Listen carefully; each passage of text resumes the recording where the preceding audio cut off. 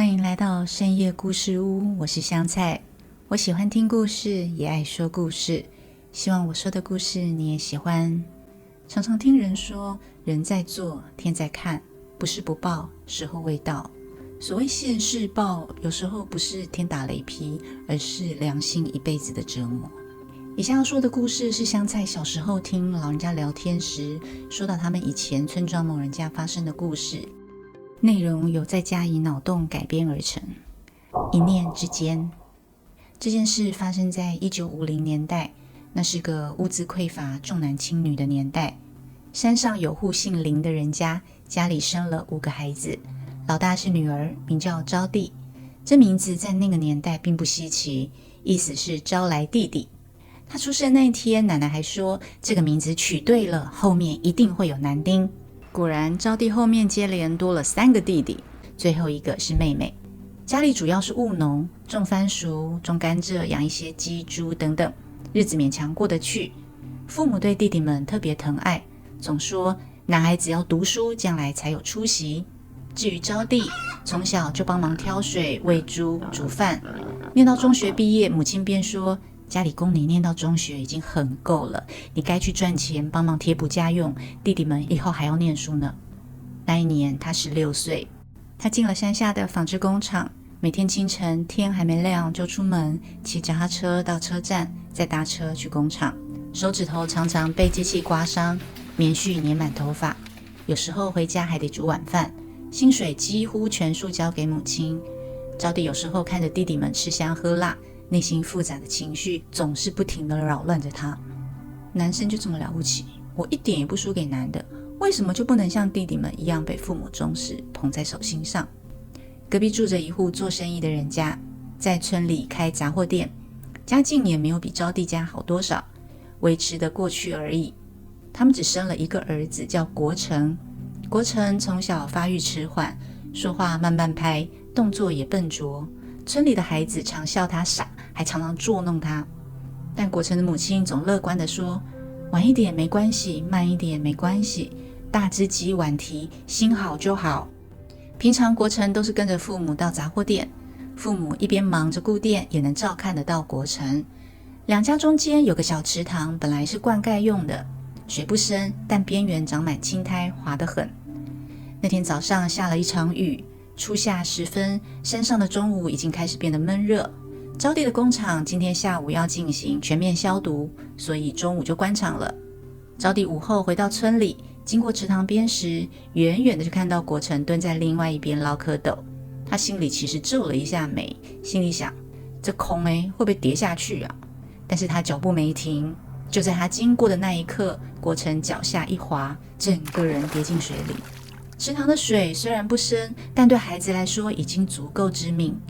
他慌亂地拍打水面，嘴裡發出含糊不清的聲音。招娣停住了，他看着水花濺起，看着國成掙扎，他腦子裡閃過很多念頭。水不深，他應該爬得起來吧？萬一救不起來，會不會怪到我身上？我才剛買這件新洋裝，弄髒了洗不乾淨。笨男生，你自己爬起來啊！那幾秒鐘像被拉長成一輩子。國成的動作越來越小，最後只剩水面微微晃動。招娣站在那裡，手心發冷，他終究沒有下水。他轉身快步離開，心跳得厲害，卻一句話都沒有說。早上父母其實也是帶國成到店裡，但因為下午有遠方親戚到訪，中午他們就關店回家。事情發生的時候，父母在家裡接待親戚，大家聊天聊得很開心，沒有人聽到任何動靜。等過了一段時間，母親在家中沒看到國成，出去外面查看，才在旁邊的池塘裡看到一具臉朝下的孩子，身上穿的衣服是國成的。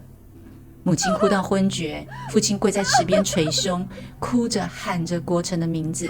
但此時的國成已經失去冰冷的遺體，再也無法回復父親的召喚。村子裡的人議論紛紛，有人說父母怎麼不顧好自己的小孩，有人說池塘該圍起來。沒有人知道當時有人經過，只有招娣自己知道。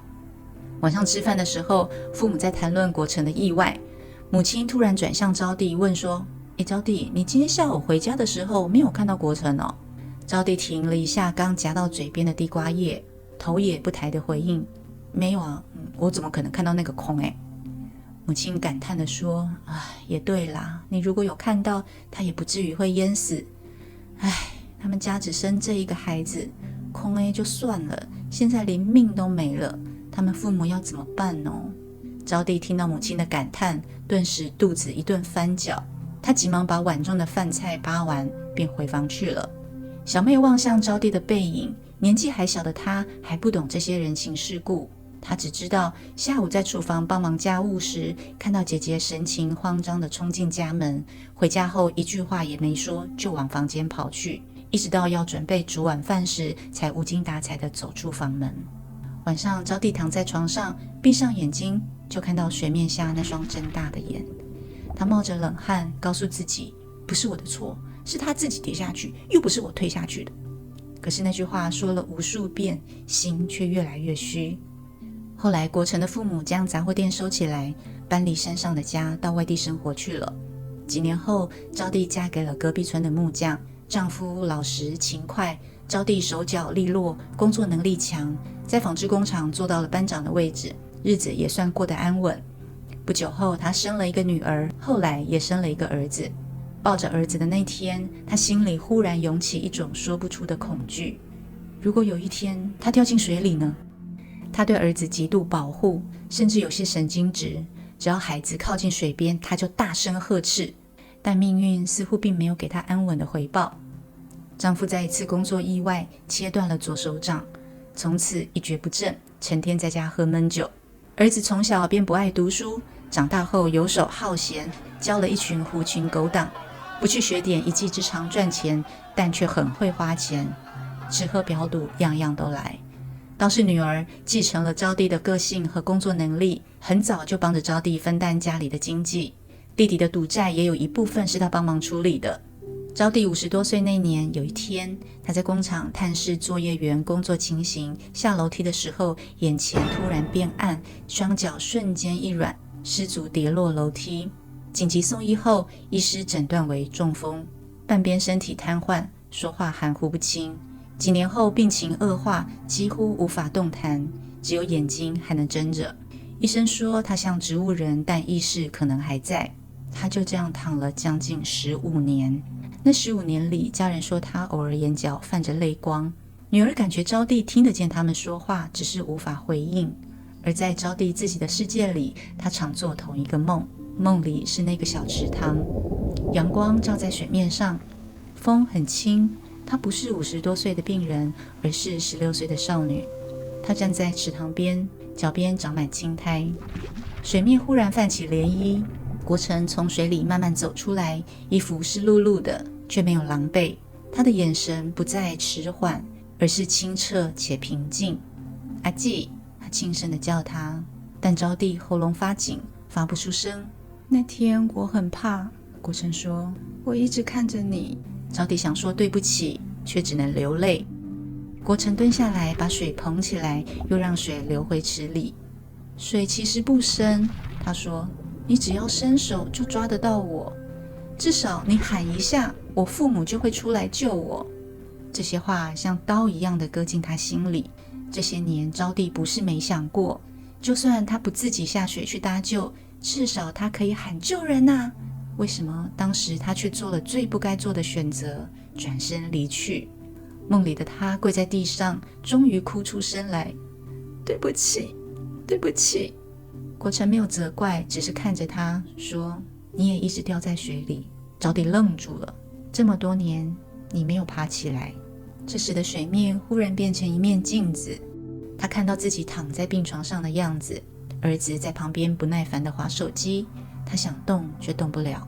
國成伸出手，像那年他在水裡掙扎時那樣，我的陽壽其實不長，再過15年就該走了，但阿季，你親手斷了我15年的陽壽，現在換我問你，你要不要抓住？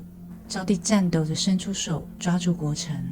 每一次夢醒，他的眼角都是濕的，直到他臨終前幾天，家人說他突然能發出微弱的聲音，只有3個字，對不起。沒有人知道他在對誰說。故事結束。有時候報應不是老天爺的懲罰，而是良心不放過自己。我想招娣的一生其實從池塘邊的那一刻就改變了。她沒有被法律制裁，沒有人指責她，可是她心裡的那池水一直沒有乾。所謂的現世報，也許不是命運安排丈夫的意外，兒子的不成才，也不是讓她中風癱瘓，而是當年那一瞬間的冷漠，讓她往後的每一個選擇都帶着恐懼與不安。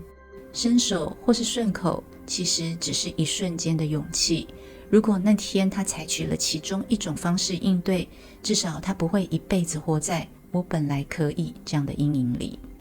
天會不會報，我不知道。但人如果對不起自己的良心，那份重量會陪着自己走一生。謝謝大家收看這集的故事。如果喜歡我說的故事，歡迎訂閱、開啟小鈴鐺，並分享給同樣愛聽故事的朋友們。另外，如果有想聽的題材，或是有自己親身的人生故事想分享，歡迎寫信給我。我整理過後會在這裡分享給大家。深夜故事屋，我們下次見。